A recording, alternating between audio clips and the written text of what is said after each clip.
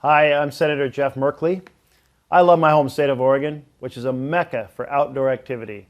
It has some of the most gorgeous forests and streams in the world where I grew up camping and hiking.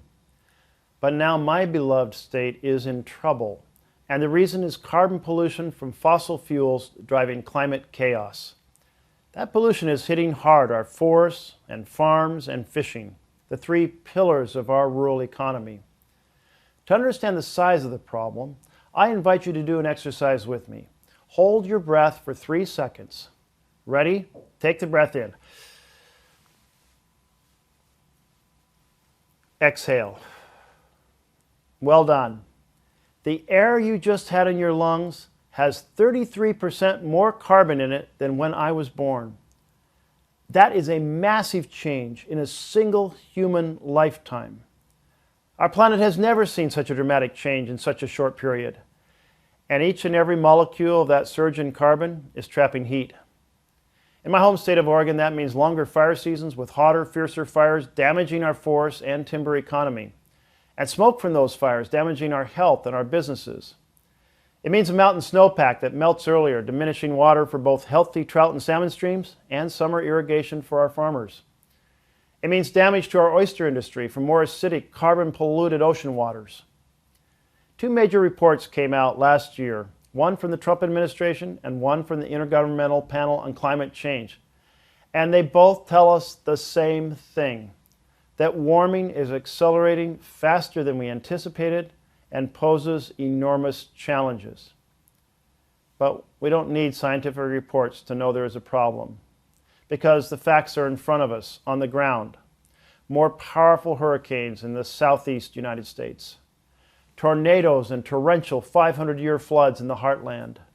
More Lyme disease in northeast U.S. from ticks surviving warmer winters. And devastating sea level rise, droughts, and megastorms around the world. So the challenge is immediate and severe. If we do nothing, we condemn our children and grandchildren to suffer greater and greater difficulties. So we have to act, moving boldly and urgently to cut carbon pollution through energy conservation and renewable energy. Unfortunately, opposition from Senate Republicans has blocked bold climate action in Congress. Under Mitch McConnell's leadership, the Senate has become a legislative graveyard for climate action.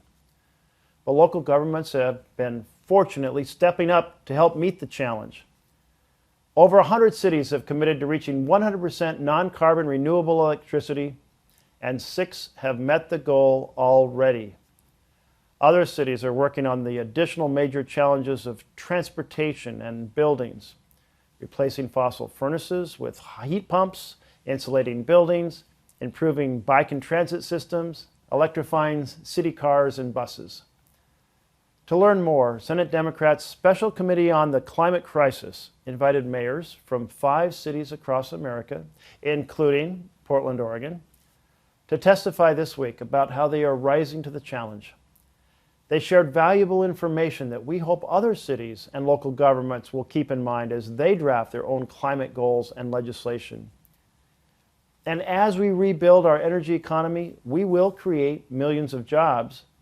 But we need to make sure that many of those jobs go to communities that are often left behind. Frontline urban communities, former fossil fuel producing communities, and rural and deindustrialized communities. And we need to make sure that those jobs are good paying jobs. In fact, just this week I joined together with other Senate Democrats to introduce new legislation to do exactly that. The Good Jobs for 21st Century Energy Act would drive the development of American clean energy and infrastructure and technology by giving tax credits to companies that meet pro-worker standards, including wages, benefits, and apprenticeships.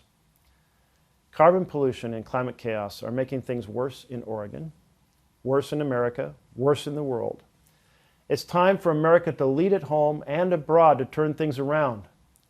We must harness the American innovation and determination that put a man on the moon and put it to work tackling climate chaos. We must make this a fight that brings us together, not one that tears us apart. As we take on this challenge, we can and will save our farming, forest, and fishing industries. We can and will restore American leadership in the world. We can and will improve the health of our urban and rural residents, and we can and will lift the fortunes of millions of American families by generating stable, good-paying jobs. We need all hands on deck to meet this challenge, the largest, scariest challenge humankind has ever faced. But it is a challenge that we can and must rise to meet and create millions of good-paying jobs in doing so. So I invite you to give it some thought, and I hope you will join us in this essential, important fight.